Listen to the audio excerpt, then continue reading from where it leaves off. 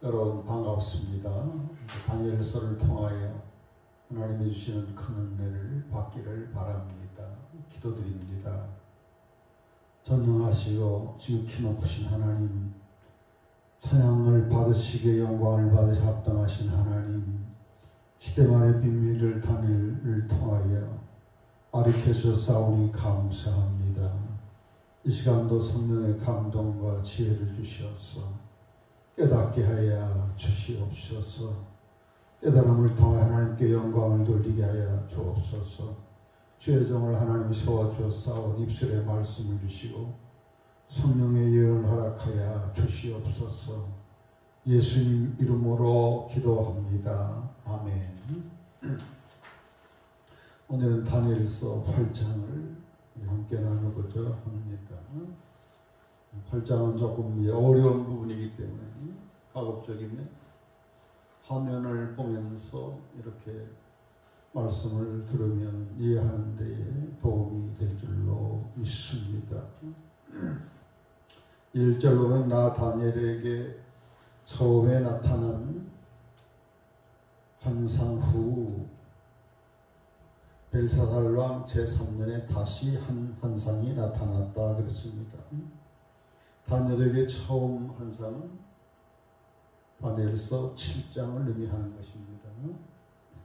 물론 앞에 2장 환상, 4장, 5장 환상이 있지만 이것은 왕들에게 하나님의 환상을 보여주신 것이고 다니엘을 통하여 해석이 되어서 이렇게 전달되어지고 있는 것이므로 직접적인 환상은 7장부터 12장까지라고 할 수가 있습니다. 벨사살 왕 제3년 그랬어요.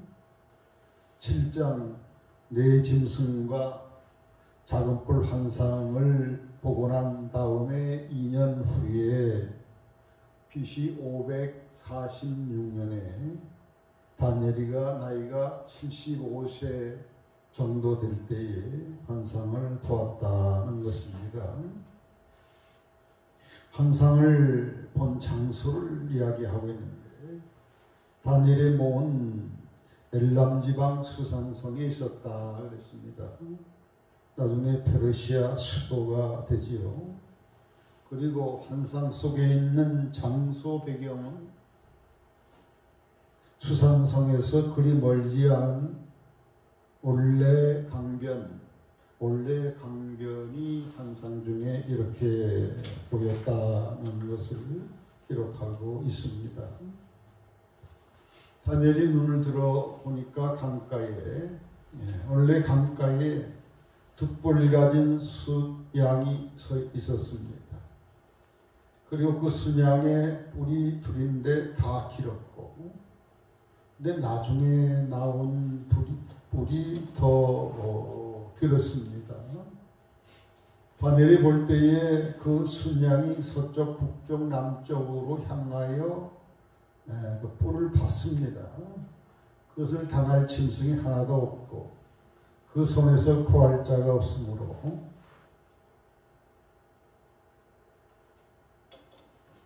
그것이 원하는 대로 행하여 강하여졌다 그랬습니다.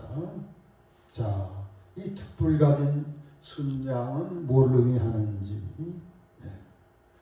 오늘 본장 20절에 예수님의 명령을 따른 가브리엘 천사장이 해석해 주는 부분이 있어요.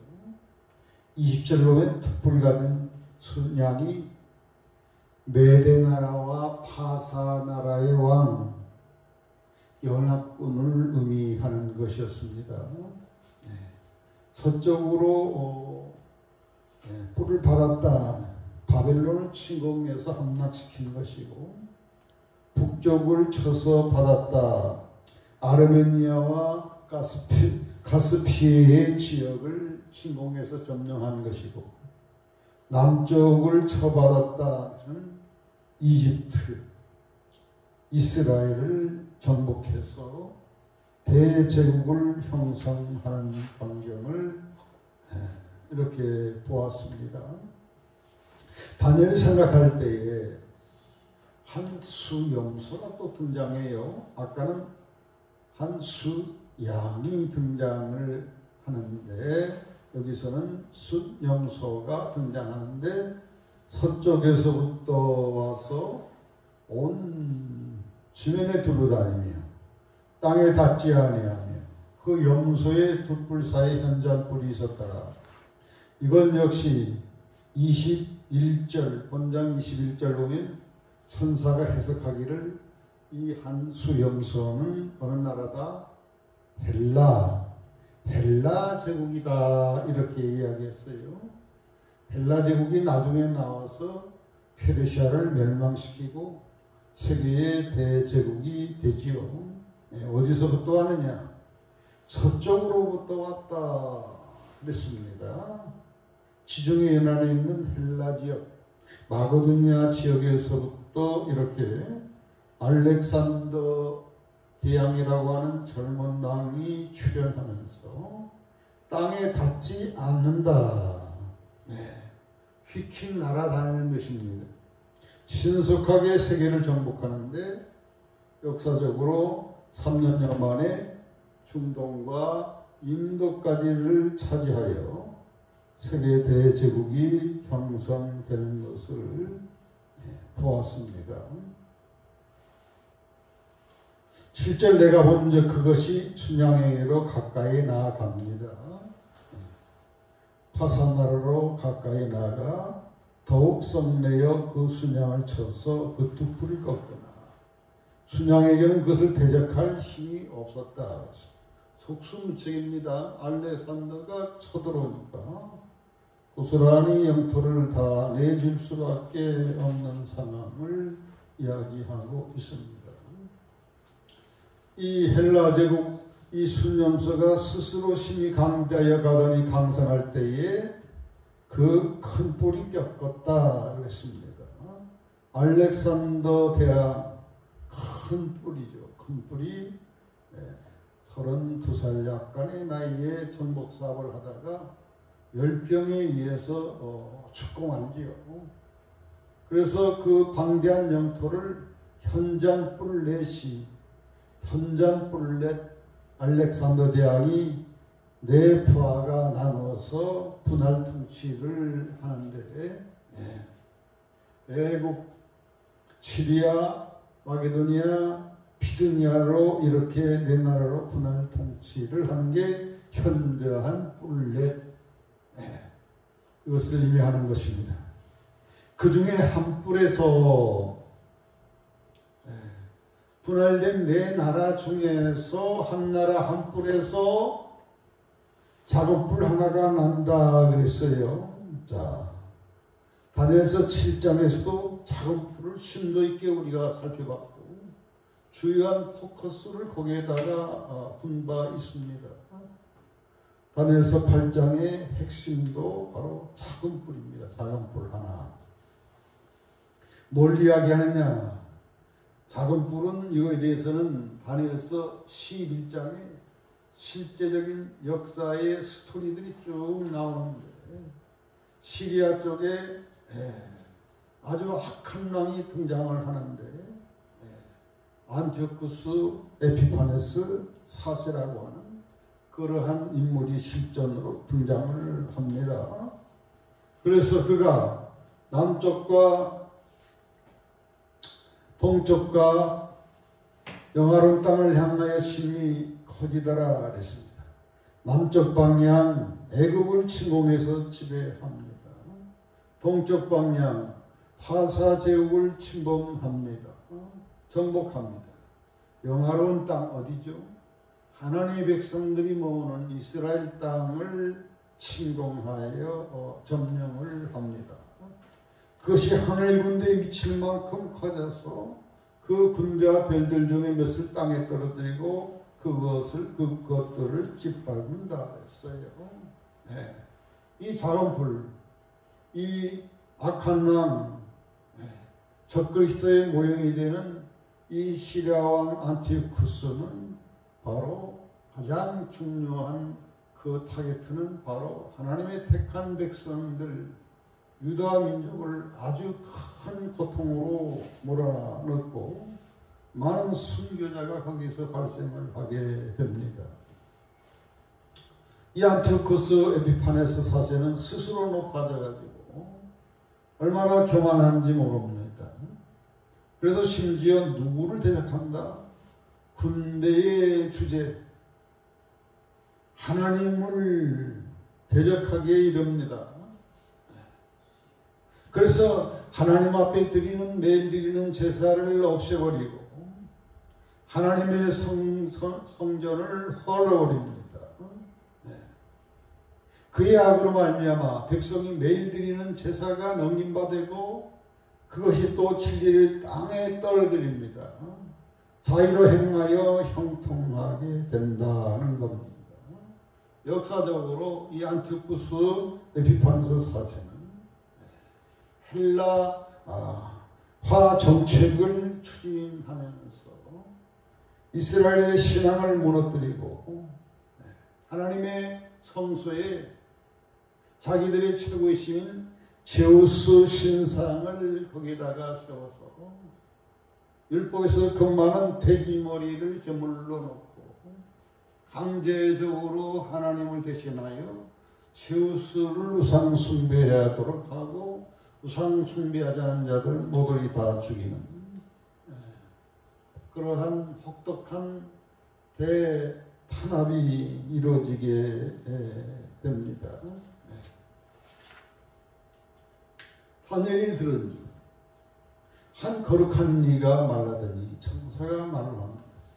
다른 거룩한 이가 그 말라는 이에게 다른 천사가 천사에게 묻습니다. 환상 가운데 나타난 다니엘이 본 환상 가운데 나타난 매일 드리는 제사와 만나게 하는 제약에 대한 일과 성수와 백성이 내준 바 되고 짓밟힌 일이 어느 때까지 이르겠습니까? 언제까지 이 대환란이 하나님의 백성들을 탄압하고 박해하는 것이 그 기간이 언제까지겠습니까? 하고 이렇게 천사가 천사에게 물으니까 한 천사가 뭐라고 대답하죠? 14절에 그가 내게 이르되 2300 주야까지니 그랬습니다. 그때 성소가 정결하게 되리라 하였느니라. 이 대환란이 2300 밤낮으로 2300일 2300일 동안 있었단다. 한 6년 조금 더 대환란 기간이 이루어지는데 실제적으로 역사적으로 이미 이루어진 일인데요. BC 171년 안티오쿠스 에피파네스 4세가 헬라 정책의 일환으로 하나님의 성전에다가 가정한 신상을 세워놓고 거기에다가 강제로 우상 숭배하도록 한 것이 BC 171년인데 이와 같이 하나님의 종교를 탄압한 것이 언제까지냐?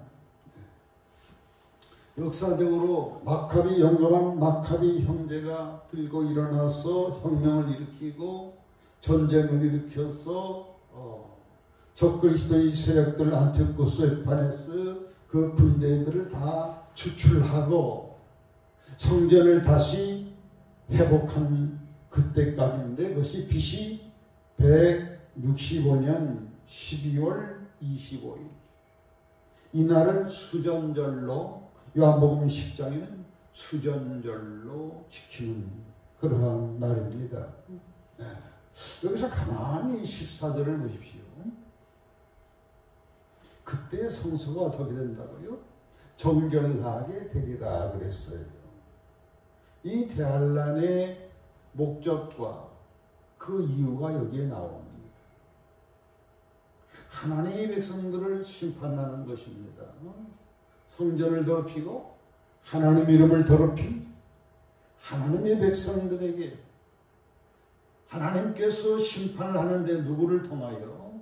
이방 나라 아주 악한 헬라왕 시리아왕을 통하여 큰 핍박을 통하여 성소를 성결케 하고 신앙을 성결케 하는 그러한 중요한 목적이 숨어 있고 하나님의 섭리가 있었다 하는 것을 여기서 우리가 알 수 있고, 이 부분에서는 조금 이따 조금 더 하도록 하겠습니다. 나 다니엘이 이 환상을 보고 그 뜻을 알고자 할 때에 사람 모양 같은 것이 내 앞에 섰다 그랬어요. 자, 사람 모양 같은 것. 다니엘서 7장 13절을 보면 인자 같은 이 예수님의 환상을 봤어요. 7장에는 하나님 아버지 성부 하나님에 대한 보좌 환상도 보고, 다음에 인자 예수님에 대한 환상도 다니엘이가 봤는데, 자, 사람 모양 같은지 예수님이라 할 수가 있습니다. 을레강 두 언덕 사이에서 사람의 목소리가 들립니다. 외칩니다. 가브엘의 이름을 부릅니다. 천사장 최고의 우두머리 가브엘 천사를 부릅니다. 이 환상을 이 사람에게, 누구에게? 다니엘에게 깨닫도록 하라 하는 예수님의 명령이 있었어요.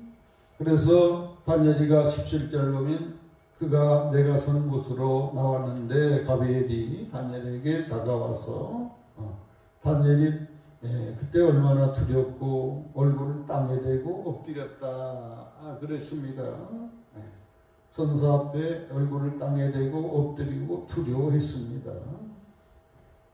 가브엘 천사가 인자야 깨달아 알라. 이 환상은 정한 끝에 갖는 것이니라. 언제 되어질 환상이다? 정한, 하나님의 정하신 때 끝에 되어질 것이다 그랬습니다. 다니엘 당대의 바벨론 시대에 이루어질 게 아니고 헬라 시대에, 다음에 내 나라로 분열될 때에 시라 왕을 통하여 이루어질 것인데, 정한 때, 구약 시대의 맨 마지막에, 다른 말로 표현하면 예수님 초림 바로 직전에 끝에 이루어질 일이라는 것을 가브엘이가 설명을 해주면서 가브엘이 다니엘에게 말합니다. 내가 얼굴을 땅에 대고 엎드려 깊이 잠들네. 그가 나를 오르만져 일으켜 세웠다 그랬어. 자, 이런 상황 속에서 다니엘이가 이 놀라운 환상을 접하고 빛나는 가브엘 천사 앞에서 어찌 깊이 잠들 수가 있겠어요? 그래서 잠들다는 말은 히브리 원어적으로는 나담이라고, 기절하다, 정신을 잃다고 하는 의미입니다. 너무나 놀라운 이 환상 앞에, 그리고 예수님의 음성을 듣고 천사장에 빛난 천사장이 다가와서 하는 음성을 들으니까 이제 기절을 해버리는 거예요. 천사장이 어루만져 일으켜 세우면서 이제 설명을 해줍니다. 진노하시는 때가 마친 후에 될 일이다. 내가 너에게 알게 하리니 이 환상은 아까도 앞에 설명했지요. 정한 때 끝에 갖는 것이다 그랬어요. 그래서 아까도 이것이 하나님에 의해서 이 대환란이 하나님의 백성들에게 와진 거라고 그랬죠. 여기도 진노하신, 누가 진노하는 거죠? 하나님이 누구를 진노하는 거죠? 누구를? 하나님의 백성들, 당대 하나님의 이름을 더럽히고 성소를 더럽히었어. 자, 구약의 계시들이 계속 진행되다가 어디에 하나님 더 이상 계시를 안 줍니까? 마지막 계시자가 말라기 선지자입니다. 그때부터 마태복음의 신약까지 대략 400년 동안 영적인 암흑기입니다. 하나님께서 굉장히 진노를 하셨는데, 말라기 선지자가 활동한 것은 대략 BC 400년 경이거든요. 마지막 하나님의 계시를 준 부분이. 그때부터 예수님 오실 때까지 그 역사가, 그 계시가 없었어요. 그래서 우리가 간접적으로 말라기서도 굉장히 중요한 그런 것인데, 말라기에 보면 이스라엘 백성들이 하나님께서 굉장히 불같이 진노하시는 것이 나오는데, 어떤 게 나오죠? 제사 예배를 너무 형식적으로 드린다. 하나님 앞에 드리는 제물에 너무나 성의가 없다. 이걸 불같이 하나님께서 하나님을 모독하는 일이다. 그리고 온전한 11조를 하지 아니하고 하나님 것을 도둑질한다. 그래서 너희들이 진노를 받는다. 하나님께서 말씀을 하셨어요. 그리고 성도들이 믿음 안에서 이렇게 교제해서 가정을 이루어야 되는데, 믿지 않은 이방신을 믿는 딸하고 이렇게 혼례를 함으로 말미암아 후손들이 하나님을 모르는 불신자 가정으로 이렇게 만드는 것을 굉장히 변화하고, 이러한 책임이 일단은 지도자 제사장 대제사장에게 하나님이 불같이 책망하는 게 나올진데, 그것도 더 타락해 간 거죠. 사실은 참다 하나님께서 안티오코스 4세때의 그를 통해서 하나님의 진노의 심판을 누구에게, 유대인들에게, 하나님의 백성들에게 가해진 것이라고 할 수가 있습니다.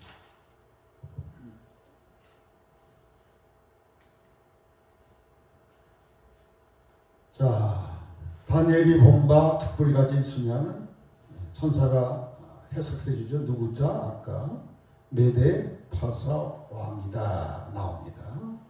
그리고 순념수는 누구다? 헬라 왕이니라 하고 해석해 줍니다. 그리고 거기에서 큰 뿔이 나오는데 그 첫째 왕이다 그랬습니다. 헬라의 첫째 왕은 큰 대왕 알렉산더 대왕을 우리가 의미하는 것을 알 수가 있겠습니다. 이 자세한 스토리는 다니엘서 7장에 나옵니다. 이 뿔이 꺾이고 그 대신에 알렉산더 뿔이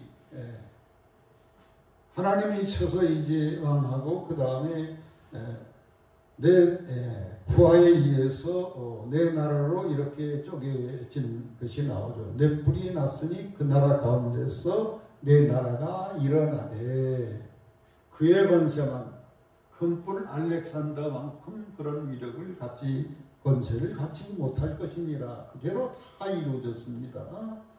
놀랐습니다. 이 내 나라 마지막 때에 반역자들이 가득할 쯤에 한난이 일어날 것이다. 이 한난, 작은 불을 통해서 하나님이 누구를 심판한다? 하나님의 백성들을 심판합니다. 하나님의 백성들이 어떤 상태에 있다? 반역자들이 가득했다는 거예요. 누구를 반역하는 거예요? 헬라 시대가 돌아가니까 친헬라 정책에 동조하는 이들이 많았어요. 자기의 출신과 영달을 위하여 신앙을 헌신자적 버리고 하나님을 배신하고 유대민족을 배신하는 일들이 굉장히 많이 일어났다는 거예요. 그때에 한낭을 등장시켰습니다. 그 왕에 대해서 설명을 하는데 얼굴이 뻔뻔하다 그랬어요. 속임수가 능한 자다. 권세는 강한 자다. 그런데 자기 힘으로 말미암지 아니할 것이다. 무슨 말일까요? 누구의 힘으로 하는 거예요? 자, 이것을 알려면 계시록 13장 적그리스도장과 17장에 보면 정확히 나와요. 누가 권세를 준다? 마귀가 이 왕에게 권세를 주니까 그 권세를 당할 사람이 아무도 없는 거예요. 자기 힘으로 말미암지 아니하며 그가 장차 놀랍게 파괴 행위를 해요. 자의로 마음대로 행합니다. 형통합니다. 강한 자들 다 멸하고 다음에 거룩한 백성, 여기 가장 중요한 목표겠지요. 하나님의 백성들을 멸한다 하는 겁니다. 그래서 하나님의 백성들에게 큰 혼란의 시간이 이렇게 닥치게 된다. 그가 한번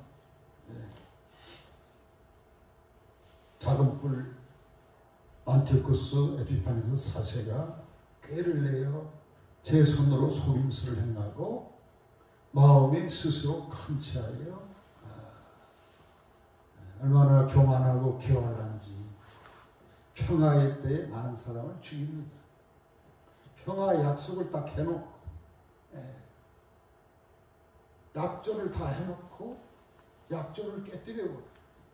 7년 동안 평화 약조를 이렇게 국가 간에 이렇게 했는데 다음 9장에 보면 7년 중간 1회의 절반에 마음이 변신해가지고서 자기의 본래의 그 야욕을, 짐승의 야욕을 이렇게 퍼붓어 많은 사람들을 죽이게 되고, 심지어 누구를 대적해요? 만왕의 왕 하나님을 대적하기 이릅니다. 하나님을 정면적으로 대적할 때 하나님을 이길 자가 누구 있습니까?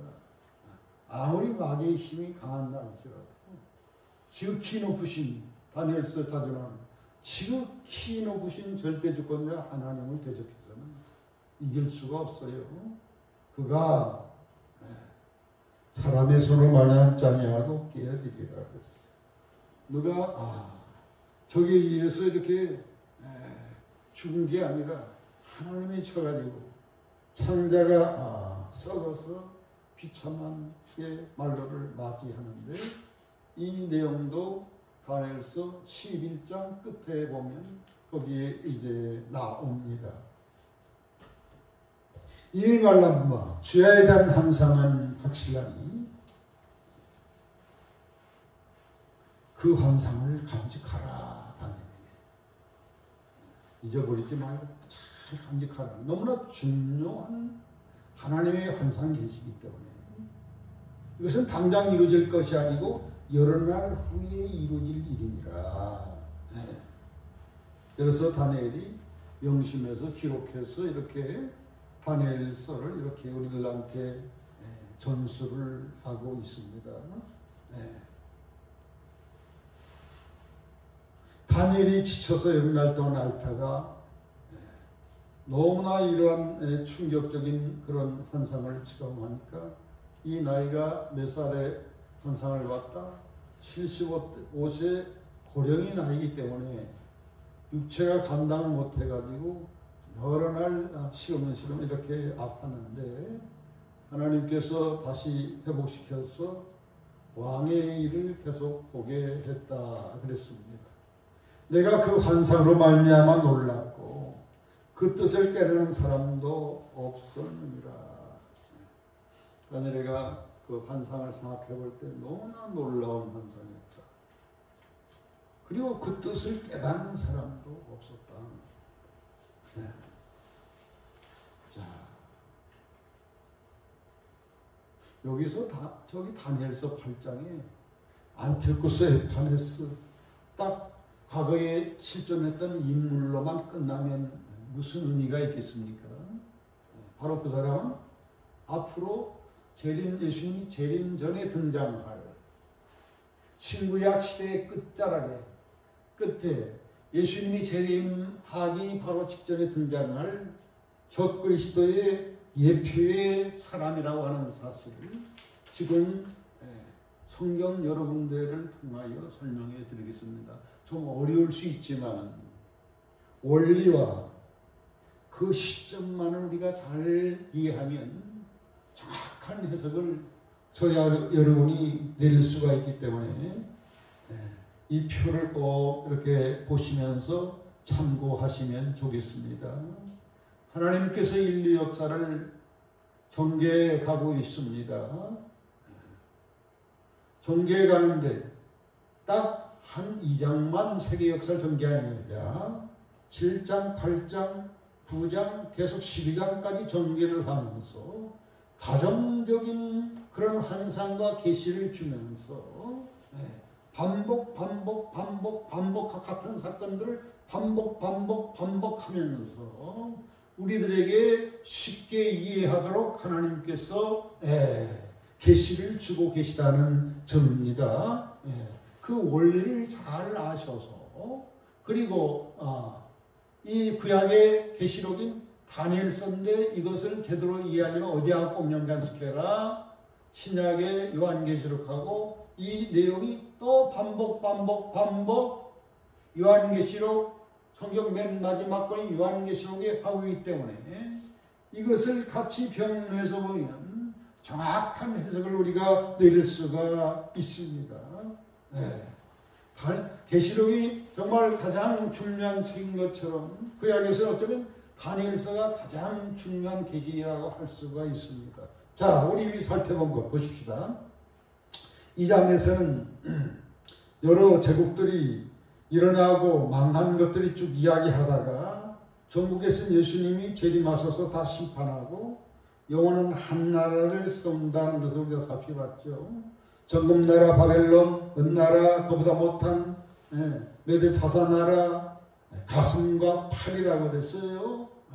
아까는 두 뿔인데 나중난 뿔이 더 길다 그랬죠. 다음에 논나라, 배와 넓적다리, 헬라 나라, 철나라, 종아리 나라, 로마 나라입니다.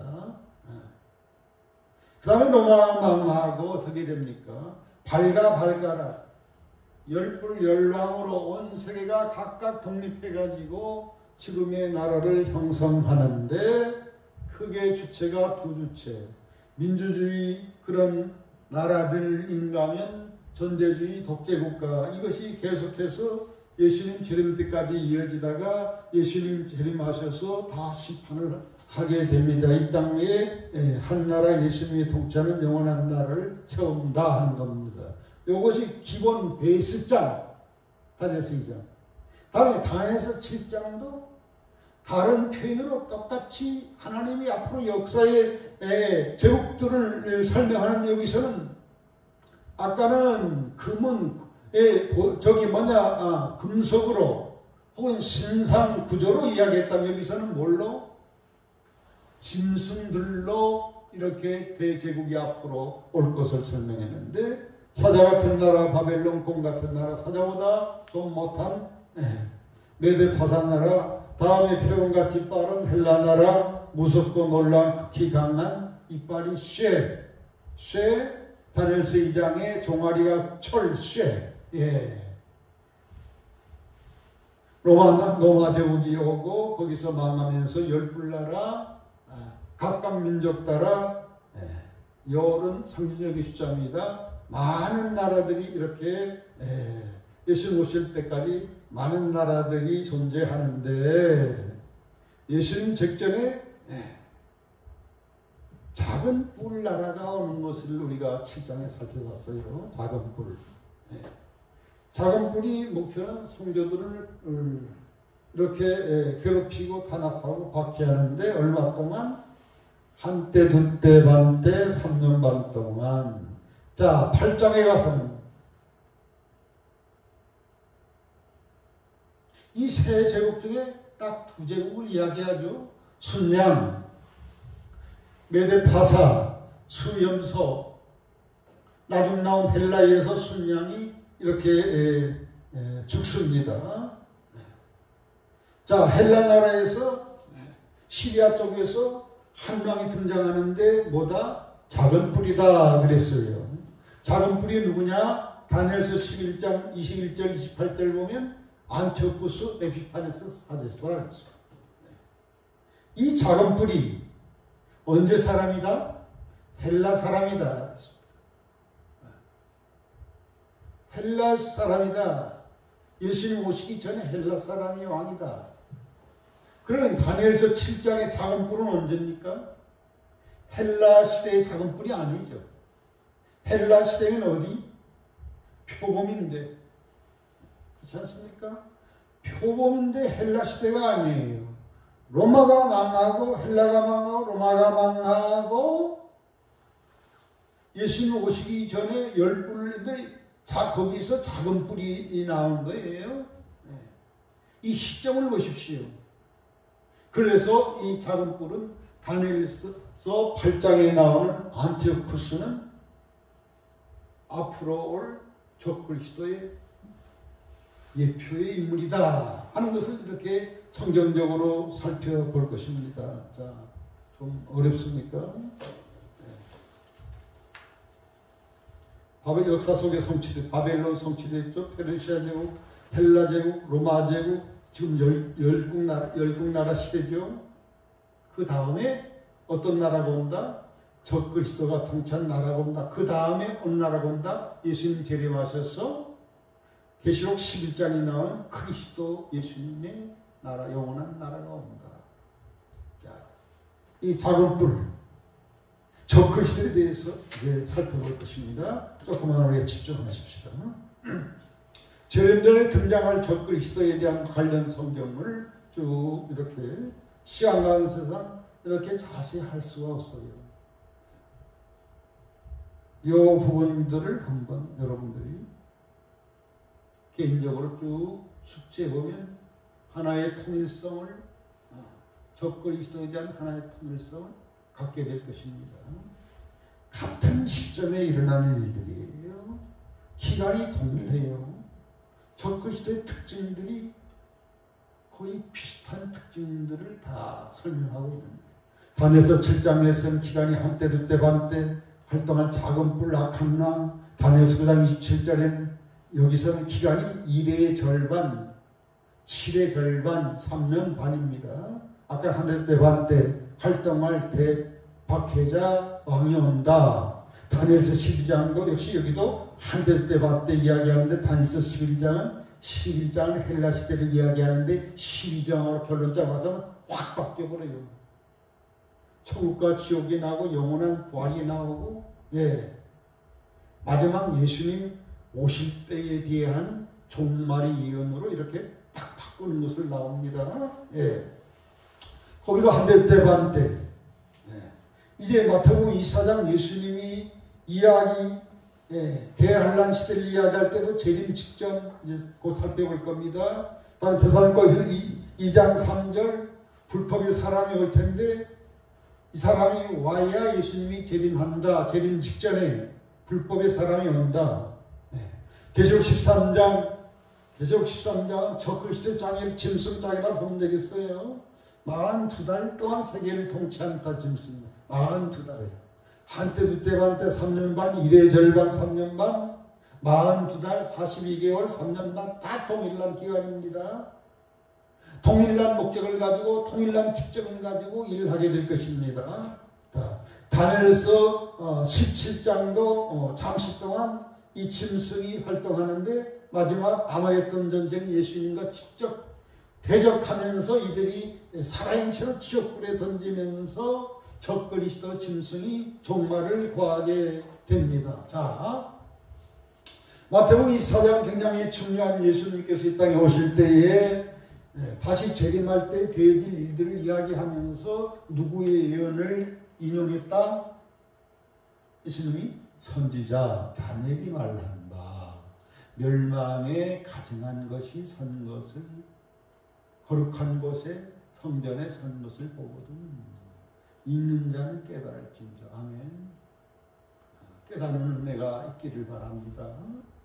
오늘 분명한 깨달음이 있을 것입니다. 자, 다니엘서 몇 장을 인용했어 예수님이?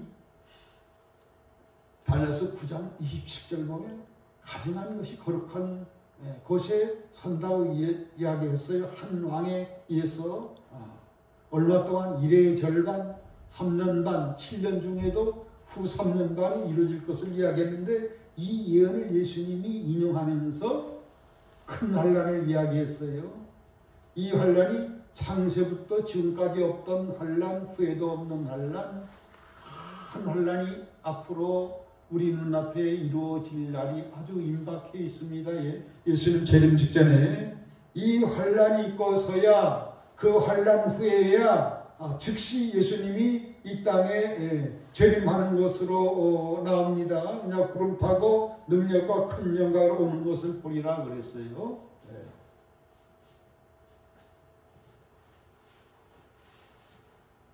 예수님 재림 직전에 큰 환란, 대환란이 있는데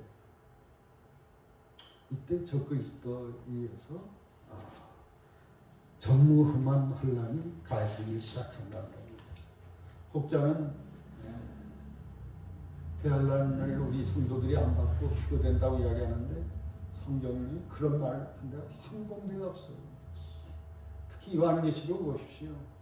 환란을 통과하는 것입니다. 안일난 그 말씀을 복음으로 해가지고 전하는 이런 분들은 정말 이 계시록에 대한 진리를, 다니엘서에 대한 진리를 깊이 알지 못하는 거기 때문에 마지막 때에 우리들은 다니엘서를 깊이 연구하고 요한계시록을 깊이 연구를 하면 정말 우리가 깨닫게 되는, 바로 깨닫게 되는 그런 축복을 우리가 받게 될 줄로 믿습니다. 또 한 가지 사도 바울 서신 중에 데살로니가 후서 2장 3절에도 보면 당시 예수님이 금방 재림할 줄 알고 미혹을 받아가지고 난리가 났었어요. 지금 때가 아니라고 이야기를 해요. 지금 그때가 AD 서기 한 60여 년 경밖에 되지 않은데 예수님 재림한다는 거예요. 자, 예수님의 재림의 징표로 뭘 설명합니까? 먼저 배교한 일이 있고 불법의 사람 곧 멸망의 아들이 나타나기 전에는 그날 예수님의 재림이 이루어지지 않는다 그랬어요. 그러니까 예수님 재림 직전에 누가 나오는 거예요? 불법의 사람, 4절 대적하는 자, 자기를 높이고 하나님의 성전에 자기를 하나님이라고 내세우는 자, 8절에 불법한 자가 나타난다는 거예요. 적그리스도가 등장하면 불과 얼마 없이 예수님이 이 땅에 그들을 심판하면서 이 땅에 재림하게 됩니다. 아멘. 그래서 예수님의 재림의 가장 중요한 징조 가운데 하나는 뭐다? 적그리스도의 등장, 적그리스도의 나라가 이 세상에 임하는 겁니다. 그때 되면 예수님이 불과 계산 나오다는 거죠. 그날과 그 시는 콕 찍을 수 없지만 하나님 우리를 사랑하셔서 다니엘을 쓸 수 요한계시록을 주셔가지고 우리들이 이름이 다 준비하고 이렇게 심판을 받지 않도록 하나님께서 섬세하게 이렇게 선지자를 통하여 말씀을 이미 주셨습니다. 자, 끝으로 한 군데만 더 찾겠습니다. 계시록 13장은 짐승장, 적그리스도의 장입니다. 용이 짐승에게 권세를 주니까 아까 나왔죠. 다니엘서 8장에 자기 힘으로 하는 게 아니라 누구 힘으로? 용이 권세 주니까 그 힘으로 하는 거예요. 그러니까 어떤 사람도 하나님 외에는 어떤 사람도 당할 수 없어요. 이때 두 주민들이 순교를 당하고 많은 성도들이 순교당하면서 순교의 수를 채우는 그래서 예수님이 재림하는 그런 과정을 봤습니다. 짐승이 과장하고 신성모독하는 입 다니엘서 7장에 큰 말, 입에 큰 말이라고 그랬어요. 얼마나 현혹을 잘하는지. 정신 바짝 차려야 됩니다. 말로 홀입니다. 다니엘서 말하는 그 짐승, 작은 뿔, 그 모습과 계시록에 이 나타날 짐승 모습하고 다 특성이 같아. 과장되고 신성모독하니까. 얼마 동안 다니엘서는 한때 두때 반때 1회 2절 반 3년 반 이렇게 나왔지만 여기서는 42달 42개월 3년 반 이렇게 나오고 그게 맞춰보면 정확히 다 통일되는 거예요.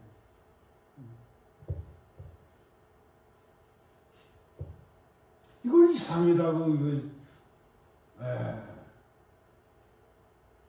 예수님이 그날과 그 시를 모른다고 했지 않느냐 하면서 여길 또 이렇게 그하고는 다르죠. 전체의 아웃라인을 다 알 수가 있도록 되어 있잖아요.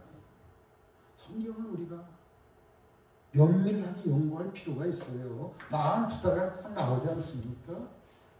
다음에 계시록 우리가 나중에 우리 계시록 공부한 분들 알겠지만 11장에서는 12장에서는 얼마?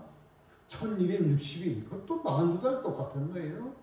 다음에 거기도 한때 두때 반때 적그리스도의 그 박해에 의해서 교회들이 피신해 있는 기간이 한때 두때 반때를 한때 두때 반때가 어디를 배경으로 인용한 말이겠어요? 다니엘서 7장에 한때 두때 반때를 그대로 쓰고 있어요. 요한계시록은 새로운 계시가 아니라 다니엘에 있었던 계시를 재차 계시해 준 겁니다. 반복적으로. 왜? 우리들이 깨달으라고 확실히 알라고. 아멘. 확실히 이 시간 깨달을 수 있는 축복이 임하기를 바랍니다. 그 짐승이 입도 입입니다. 큰 말, 하늘을 향해 비방합니다. 하늘에 사는 자들을 비방합니다. 권세를 받아 누구와 싸워? 중요한 싸움의 타겟은 교회 성도들입니다. 이길 수가 없어요. 성도들이 이겨요? 이기지는 못해요. 왜 그걸 못 쳐? 이때 많이 순교 신앙 정통 신앙을 신실한 신앙을 가진 사람들은 순교를 펴요. 각 족속과 백성과 방과 나라들 다신 온 세계를 완전히 장악해버려. 알렉산더가 지배하는 것 이상으로 완전히 세계를 왕으로 통치하는 그런 독재 악한 왕이 등장할 날이 아주 임박해 있습니다. 이적을 많이 합니다. 그러니까 웬만한 사람들은 다 넘어가. 또 죽었다가 이 자가 죽었다가 살아나는 것이 나타나. 그런 있잖아요. 총 맞았는데 총알이 간통에서 살아난 사람 현직 대통령 중에도 있지 않습니까? 그러니 막 환호성을 하고 막 영웅이 되고 우상화가 됩니다. 우상을 만든다.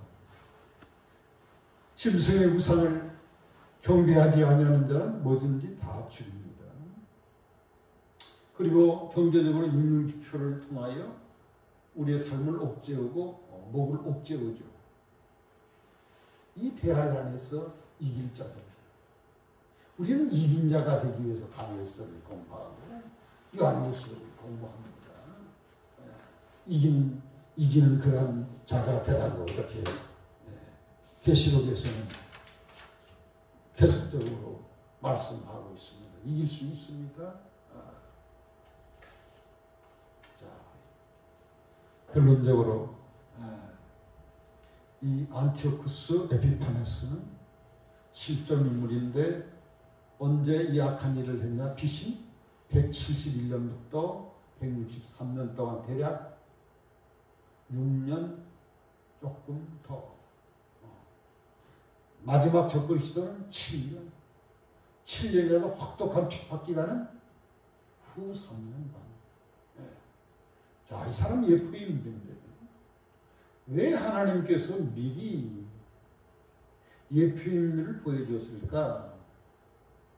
예표의 인물이 여러분들 예수님이 오리라는 예표의 인물이 여러 번 구약에 나와요. 모세 같은 선지자가 온다. 누구죠? 예수님이죠. 율법은 모세, 예수님은 새 계명을 주었습니다. 애굽에서 해방시킨 모세, 예수님은 영원히 죄에서 해방시키는 구원자로 오셨습니다. 다음에 스가랴서 3장에 나오는 대제사장 스룹바벨 시대의 대제사장 예수와도 뭐라고 나오냐면 스가랴 3장은 이는 예표의 사람이다. 요 요 문구가 나와요. 그러면서 거기에서 예수님이 나온다 그랬어요. 히브리서에 보면 완전한 제사장은 누구?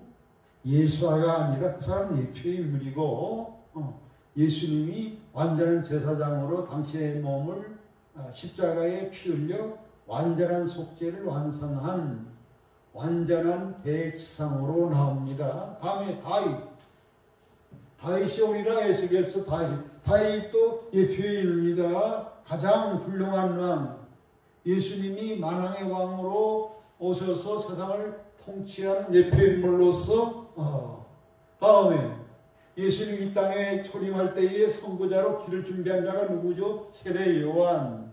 그러니까 중요한 예수님에 대한 거나 예수님의 길을 준비하는 자는 구약에 이미 다 실존적으로 살았던 사람들인데 누굽니까? 세례 요한의 예표 인물은 엘리야다 그랬죠. 예수님이 오리라고 한 엘리야는 바로 이 세례 요한입니다. 엘리야의 심정과 능력으로 일하게 될 것이냐고 그랬습니다. 자, 안티오쿠스 에피파네스도 예표의 인물인데 무슨 예표의 인물? 예수님이 재림에 대한 예표의 인물도 아니고 앞길을 예수님 올 길을 준비하는 세례 요한이 그 거룩한 예표의 인물이 아니라 어떤 인물? 적그리스도, 아주 악한 적그리스도의 예표의 인물로 하나님께서 쓰셨다 하는 겁니다. 왜? 우리를 사랑하셔서 미리 보여줌으로 깨달도록 하기 위한 겁니다. 그래서 깨달음을 당부하고 있습니다. 깨달을지어다. 가브리엘 천사 다니엘로 깨달을지어다. 여러분들도 다 깨달을 수 있기를 바랍니다. 하나님이 주신 이 다니엘서나 계시록의 그 구조와 원리만 알면 다 그 구조로 되어 있으니까 그 구조와 원리만 찾으면 해석은 쉽습니다. 그리고 한 번만 예언하는 게 아니라 반복적으로 예언을 하니까 반복적인 예언을 찾아보면 똑같은 내용인데 요 각도에서 이렇게 조금만 다르게 할 뿐이니까 더 명확해집니다. 그리고 중요한 것은 시점입니다. 시점. 이 시점이 구약시대의 마지막이냐, 예수님 초림 전이냐, 아니면 재림절이냐, 신구약 마지막 때냐, 이 시점을 우리가 알면 명확한 해석을 가질 수 있고, 그리고 성경은 뭘로 풀라? 성경에서 다 풀립니다. 계시록은 구약을 통해서 다 풀립니다. 새로운 계시가 없어요. 다 구약이 이미 계시됩니다. 그러니까 우리가 구약 성경을 많이 보고, 특히 선지서를 많이 보고, 다니엘서 많이 보고, 그러면은 계시록을 우리가 쉽게 풀 수 있고 아주 정확하게 우리가 해석을 할 수가 있습니다. 하나님의 성령을 보내셔서 깨달음을 주실 것이고, 다니엘에게는 누구를 보냈어? 천사 중에도 가장 우두머리 가브리엘을 보내서 명확하게 8장을 이해를 시켰습니다. 대비하라고, 미리 대비하라고, 대환란을 대비하라고, 그리고 회개하라고. 대환란을 중무서 성전을 성결하기 위하여, 성도들을 순결하기 위하여, 정결하기 위하여 회개시켜가지고서 하나님과 좀 더 성숙한 관계로 열매를 맺어서 심판주, 추수자, 예수님을 맞이할 준비에 반전을 기할 때입니다. 지금은. 그리고 큰 환난, 정말 하루 이틀도 아니고 3년 반 계속 고통을 당하고, 여기저기서 성도들이 죽어 나가고 감옥으로 들어가고, 경제권이 완전히 박탈당하고, 이건 당해보지 않으면 그 심각성을 알 수가 없어요. 하지만 낙심하지 말고, 그 다음에 하나님이 다 심판하셔서 주님이 통치하는 영화로운 시대, 새 시대가 바로 있기 때문에, 바로 이어지기 때문에 인내하면서 끝까지 신앙의 전개를 지키라는 위로의 말씀이 되는 겁니다.